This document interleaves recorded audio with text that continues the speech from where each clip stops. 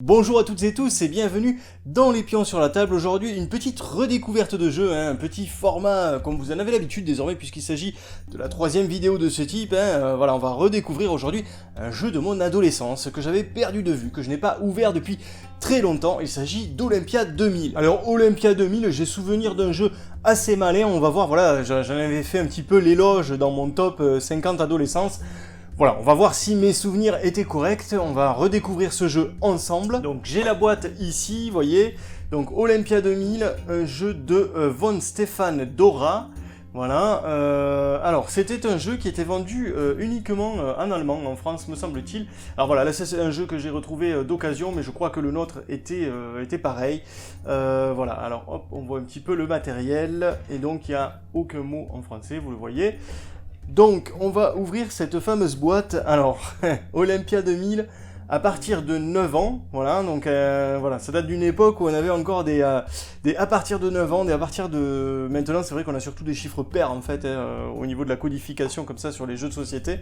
Mais là, c'était 9 ans, ça rappelle, c'était quel jeu déjà? C'était Allo Docteur, qui était conseillé à partir de 9 ans dans ma vidéo top sur les jeux de l'adolescence. Donc, pour 2 à 5 joueurs et des parties annoncées d'environ 30 minutes, et il me semble que c'était bien ça, effectivement. Donc, Olympia 2000, vous le voyez, c'est un jeu, comme ça, sur les Jeux Olympiques, les Jeux Olympiques antiques, et alors, voilà, la boîte est ouverte. Qu'est-ce qu'on a là-dedans? Alors, ça je m'en souviens bien, effectivement, Olympia 2000, on a une règle du jeu qui est photocopiée. Je crois que nous c'était la même chose et j'en suis sûr à 99%, tout simplement parce que c'était un jeu allemand, on n'avait pas pris la peine de le traduire et donc je pense que le distributeur en France avait simplement retiré les règles allemandes, avait laissé les boîtes allemandes et donc avait juste photocopié et traduit rapidement une règle et avait photocopié voilà, sur des feuilles qui ne sont pas du papier glacé, hein, c'est des feuilles A4 de base, la règle de jeu et les avait insérées dans les différentes boîtes d'Olympia 2000, donc voilà. Donc la règle du jeu, je la relirai de mon côté tout à l'heure. On va continuer à découvrir ce qui compose cette boîte de jeu. Ensuite, je prendrai le temps moi de relire la règle de mon côté et puis je vous présenterai le jeu un petit peu plus en détail. Alors, on a donc ce fameux plateau de jeu, voilà, dont je me souviens très bien avec les différentes épreuves que l'on va aborder durant les Jeux Olympiques. Et alors, le système de jeu, ça je peux vous le dire d'ores et déjà en fait, ici on va avoir les récompenses, c'est-à-dire qu'ici on va avoir la récompense en cours, que l'on va pouvoir obtenir en fonction de notre résultat dans la discipline, et ici on va avoir la récompense qui va venir sur la prochaine discipline dans laquelle on va concourir, donc ça nous permet de prévoir notre prochain tour de jeu. Alors, donc le petit plateau, qu'est-ce qu'on a? Alors on a les jetons, alors ça je pense que c'est c'était les récompenses, je crois que c'était les récompenses, et donc, alors ça je peux vous dire quasiment de source sûre que ça c'est pas le matériel d'origine. Ça oui, les petits tokens comme ça cartonnés, oui c'est quasiment certain. Mais alors par contre ça vous voyez, sûr que non. Ça c'était des... je sais pas ce que c'est, mais ça n'a rien à voir. Donc ça c'est quelque chose qui a été ajouté ou qui remplace quelque chose qui n'est plus dans la boîte. Donc voilà, bon, ça c'est malheureusement les vicissitudes et les joies du marché de l'occasion. En même temps, Olympia 2000, j'ai pas eu trop de choix, hein. J'en ai trouvé qu'un seul sur le marché. Donc c'est un jeu qui, à mon avis, a pas été grandement diffusé. C'est un jeu assez confidentiel, on va dire. Donc les cartes maintenant. Alors les cartes. Hop, je vais essayer de montrer ici les cartes de jeu Olympia 2000. Hop là, voilà. Les dessins sont pas si mal, moi je trouve. Bon, voilà, alors on a les... Voilà. Alors ceux qui ont un nom en général, eux c'est les joueurs stars. Voilà, c'est les stars. Et donc on va avoir, vous voyez, à chaque fois, donc évidemment il a le bronzage là du t-shirt. Il a le nez rouge, il a un peu de bedaine. À mon avis, il va pas cartonner sur les différentes disciplines. Et vous voyez là, on a son classement à chaque fois. Voilà, donc là il a fait 33e au lancer du disque, 95 mètres exactement. Il a fait 16e à la course à pied, donc je sais pas en combien c'est calculé, est-ce que c'est 71 000 mètres, je ne sais pas. Là il a le saut en longueur, donc du coup 10 mètres 76, il a fini 21e. Le tir à l'arc, il a fini 26e, et voilà, Ringe, je sais pas ce que ça veut dire en Ringe en allemand. Et là, il a fini, vous voyez, 18e, et je sais pas ce que c'est le 96, ça doit être le nombre de points. Ça c'est l'espèce de décathlon en fait, un quadrathlon du coup qui regroupe les 4 disciplines que l'on voit là-haut. Alors lui, vous voyez, hop, juste dessous là, hop, je vais essayer de bien le centrer. Alors lui, vous voyez, regardez, il a fini 10e au disque, il a fini premier à la course à pied. Pour sauter, alors là, le Treten, ça doit vouloir dire qu'il s'est croûté, en fait, qu'il a été éliminé. Verfelt, c'est pareil, c'est un abandon ou un échec, voilà, donc évidemment, c'est un allemand, hein, mais c'est pas grave, on comprend que quand il n'y a pas de positionnement, c'est que la personne n'est pas classée, et voilà, il est classé 27e sur, sur la totalité, enfin, sur l'épreuve qui réunit les 4 épreuves. Alors, qu'est-ce qu'on trouve d'autre? Et tiens, regardez, vous voyez là, hop, les athlètes ne sont vraiment pas tous du même niveau, il y en a même qui finissent en béquille, tout simplement. Regardez, là-haut, hop, on a encore un nouveau mot en allemand. Celui-là, on le comprend plus facilement. Disqualifiziert. Voilà, donc il y a pas mal de cartes. Je pense qu'on doit avoir une centaine de cartes dans ce jeu. Ça c'est quelque chose à vérifier dans la règle de jeu tout simplement. Il y en a 55 cartes athlètes, 55 cartes, je croyais qu'il y en avait un petit peu plus. Mais voilà, bon là c'est tout ce qu'il y a dans le jeu, je crois qu'il n'y a rien de plus, je vais vérifier là-dessous. J'ai dit que... attendez. Oh, surprise. Alors, surprise, qu'est-ce qu'il y a dans le fond de la boîte? Alors déjà j'ai trouvé ça. Donc du coup ça veut dire que là, j'ai les jetons d'origine.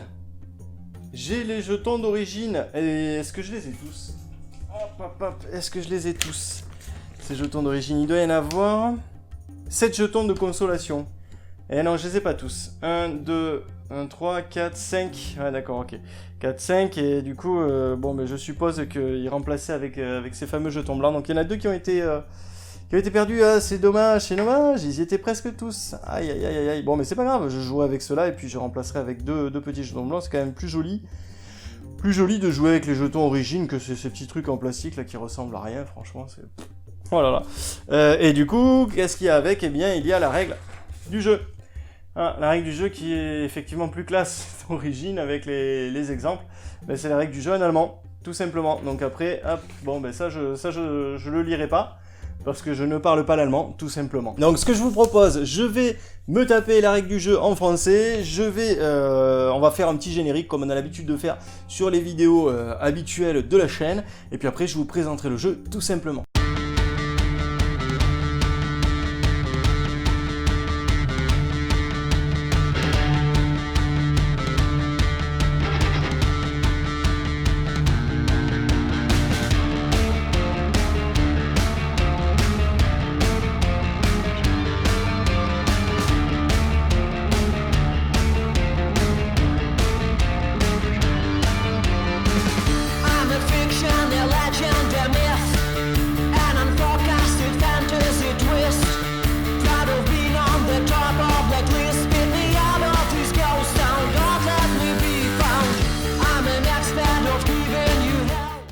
Alors voilà, le jeu est installé, il est très vite installé, et effectivement, à la relecture de la règle, eh ben, je trouve que le jeu est quand même relativement intéressant. Voilà, je vous cache pas que il me tarde d'y rejouer. Alors, du coup, comment ça se passe? Au début de la partie, alors en fait, ici, on voit les récompenses que vont récolter les différents athlètes au fil de la partie. Là, je suis dans une config à 4 joueurs, mais on peut jouer jusqu'à 5 joueurs.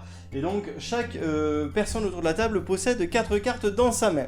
Alors, ce qu'on va faire au début de la partie, on va au hasard attribuer, voilà, hop, 2 récompenses. Donc, la première, donc ça c'est totalement au hasard au début.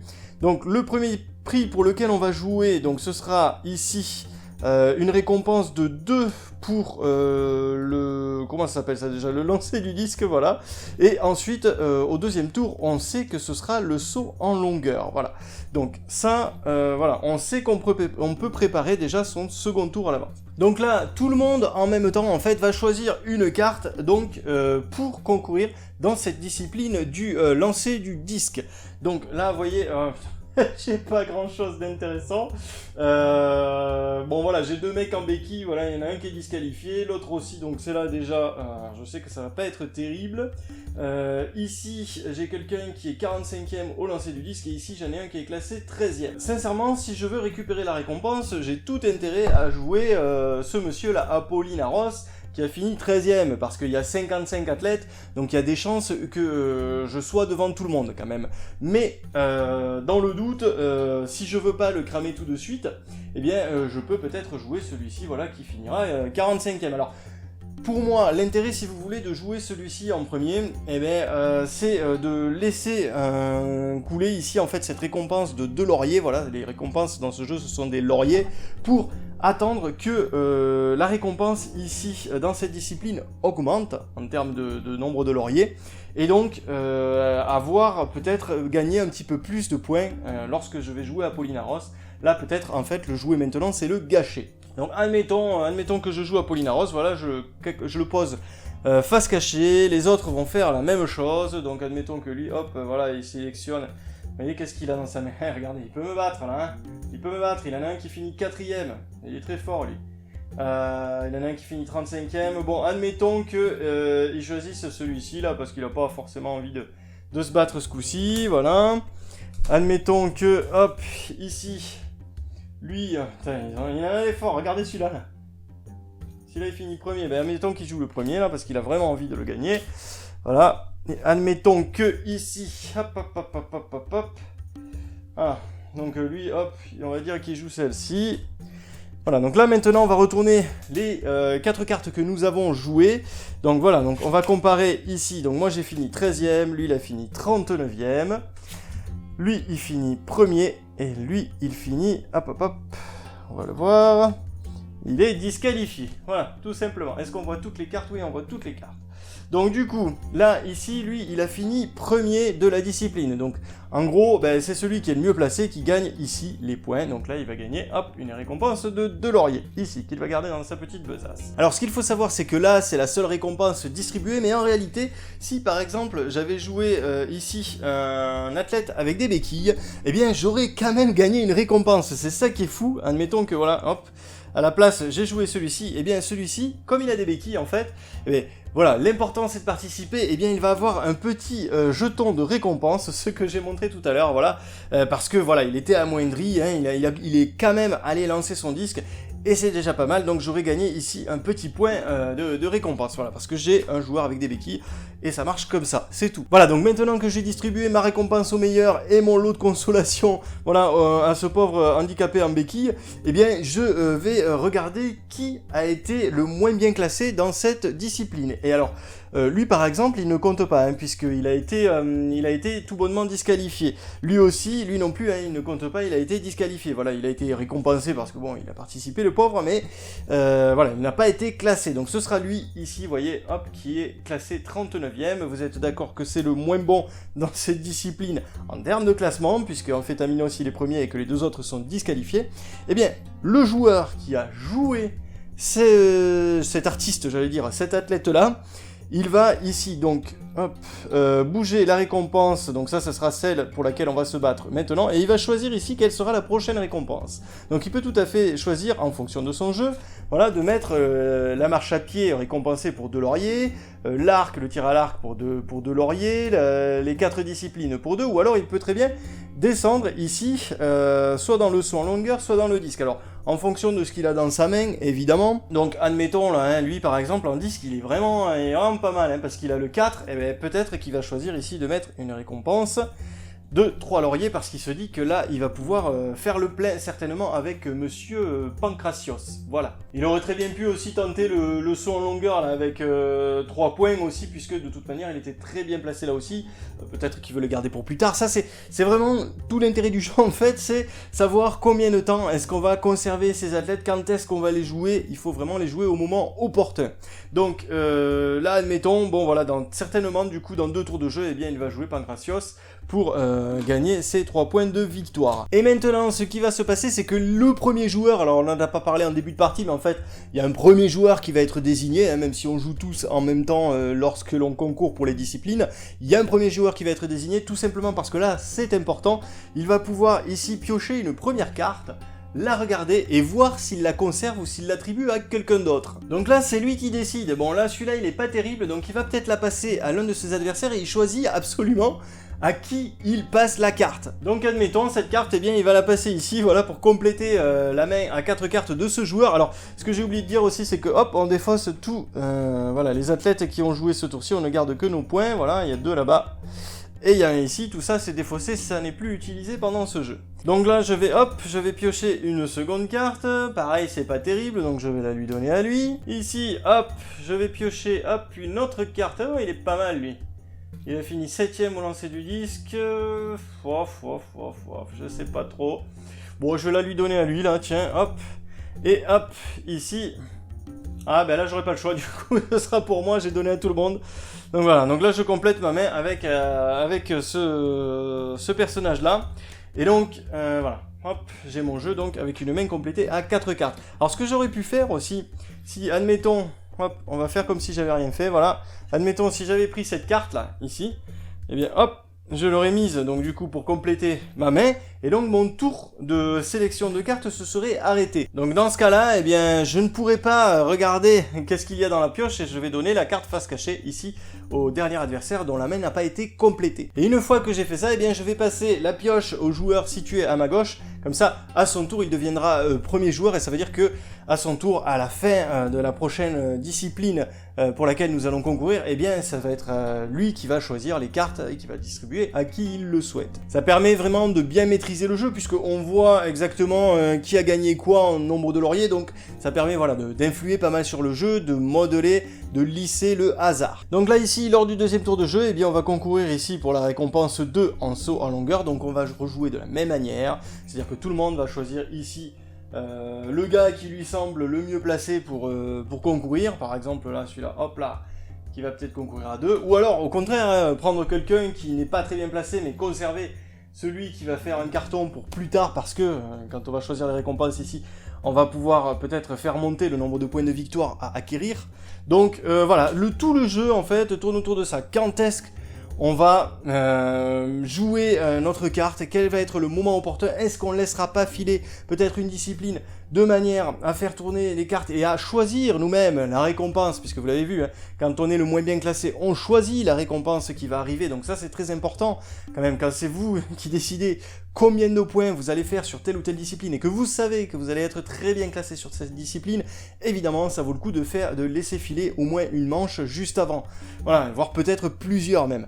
Donc vous le voyez, hein, ça va quand même jusqu'à 6 points de victoire, donc c'est quand même assez important. Et d'ailleurs, en ce sens, jouer des mecs à béquilles, c'est pas totalement déconnant, parce que en plus de ça, on gagne le fameux point de récompense avec eux, donc pourquoi pas, hein, voilà.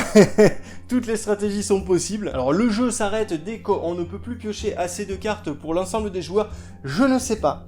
Si ça permet du coup de faire toutes les récompenses, je ne suis pas sûr. Les joueurs vont donc participer aux 3 derniers tours avec les seules cartes qu'ils ont encore en main, ou jusqu'à ce que tous les jetons lauriers aient été remportés. Ceci n'est toutefois valable que pour le jeu à 2, donc ça veut dire effectivement que quand on joue à plus nombreux, eh bien on ne remporte pas toutes les récompenses, donc le jeu en est d'autant plus stratégique à mon humble avis. Voilà, donc le grand vainqueur sera celui qui aura récolté le plus de lauriers à la fin du jeu, voilà tout simplement. Donc écoutez, que penser de cette relecture de règles, de cette redécouverte? Et moi je pense que, enfin voilà, je vous l'ai dit, moi j'ai qu'une envie en fait, c'est de refaire une partie, parce que je pense que le jeu est quand même assez nerveux, de toute façon dans ma mémoire il était comme ça, je pense qu'il est assez malin, je pense qu'il doit y avoir un petit peu de tactique quand même dedans, je vous l'ai dit, il faut laisser filer, il faut conserver de la carte, il faut la sortir au bon moment. Il y a de l'opportunisme, mais quand même, on maîtrise quand même pas mal le jeu, parce que s'il faut laisser filer avec des petites cartes, c'est que c'est clair qu'il n'y a pas que de l'opportunisme dû au hasard. En plus, le fait de sélectionner les cartes, de les donner à qui on souhaite, de les conserver peut-être pour nous, ça c'est un très bon système, donc ouais, il me tarde de refaire une partie, je vous conseille de le tester, voilà, si vous avez l'occasion de tomber dessus. Effectivement, ça va être compliqué, parce qu'il est assez rare, il va être être compliqué à trouver. Mais voilà, en tout cas, j'espère que vous avez aimé cette découverte. Moi, je suis content d'avoir redécouvert ce jeu. Et puis, je vais tout de suite entamer une partie. A plus tard pour une prochaine vidéo. Et n'oubliez pas, entre-temps, de mettre les pions sur la table.